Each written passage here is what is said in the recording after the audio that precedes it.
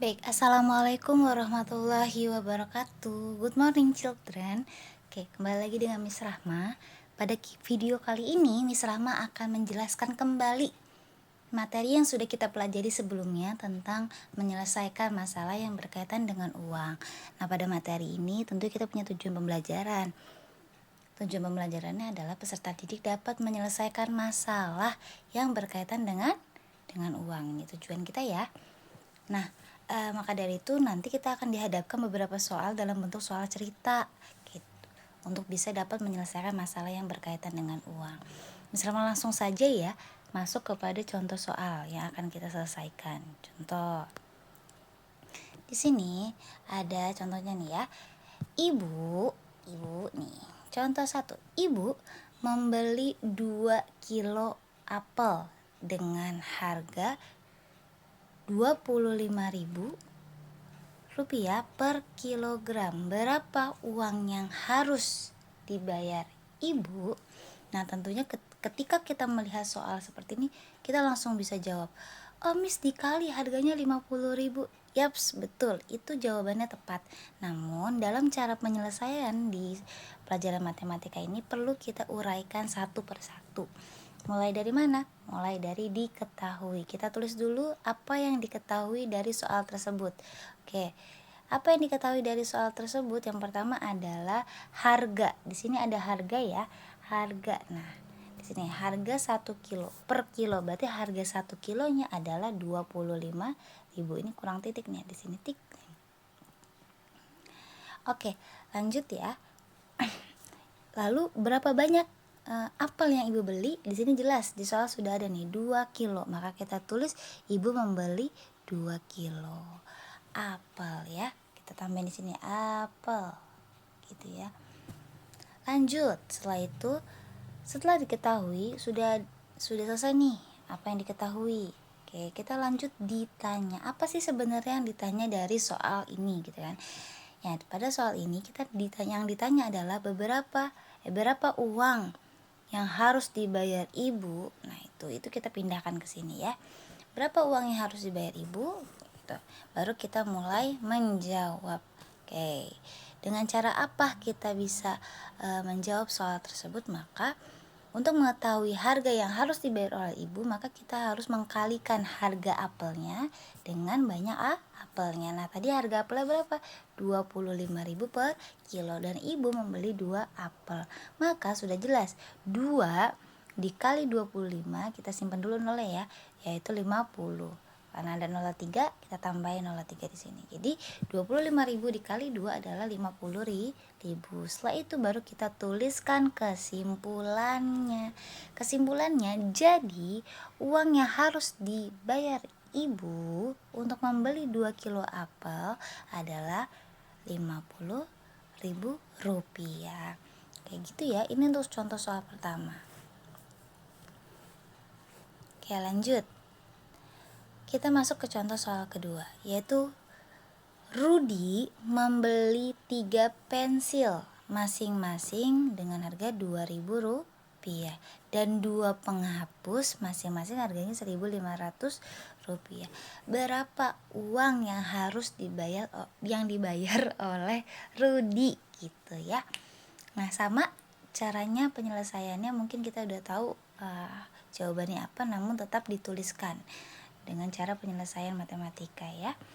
Yang pertama kita komunikasikan dulu ya. Nah, yang pertama kita tulis diketahui.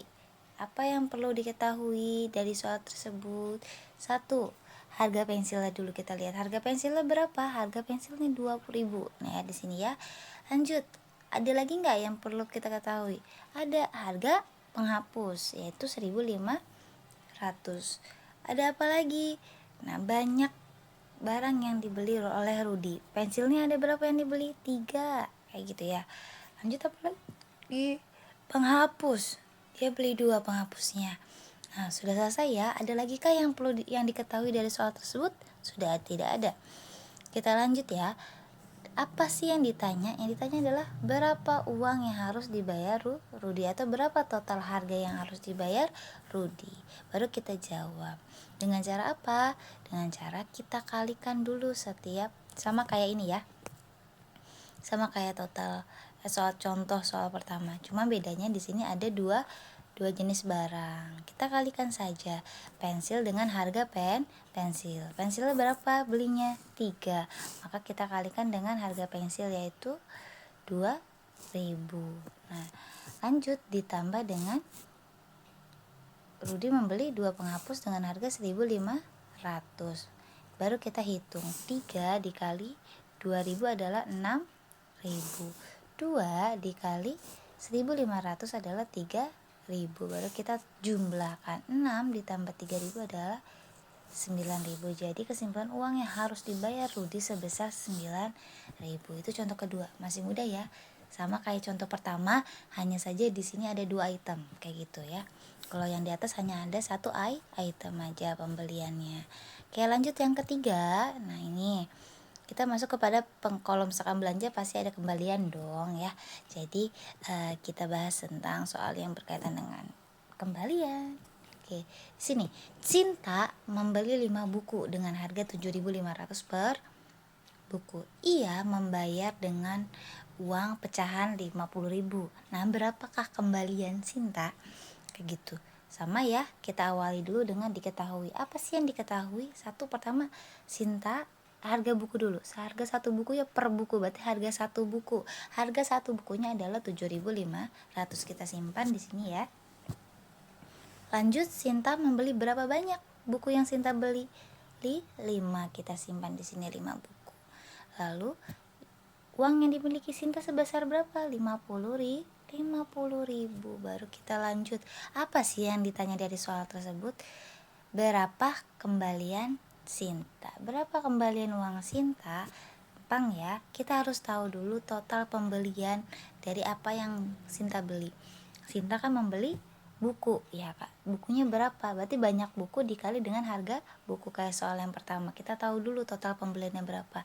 Nah, banyak bukunya yang dibeli Cinta adalah 5 buku. Kita tulis 5 dengan harga buku 7.500. Totalnya adalah 37.500. Lalu untuk mengetahui berapa uang kembaliannya, maka uang Cinta tadi berapa? 50.000. 50.000 kita kurangi dengan total pembeliannya, yaitu 50.000 dikurang 37.500, maka hasilnya adalah 12.500. Baru kita langsung ke kesimpulan. Jadi uang kembalian Cinta adalah 12.500 gitu ya.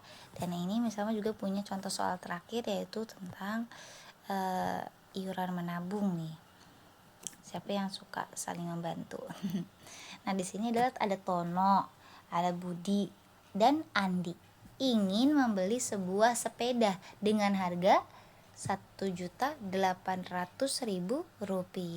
Mereka sepakat menabung bersama setiap bulan. Nah, jadi kalau Tono dia menabung 200.000 per bulan, sedangkan Budi menabung 150.000 per bulan, dan Andi menabung 250.000 per bulan. Yang ditanyakan adalah berapa uang yang mereka perlukan agar bisa membeli sepeda.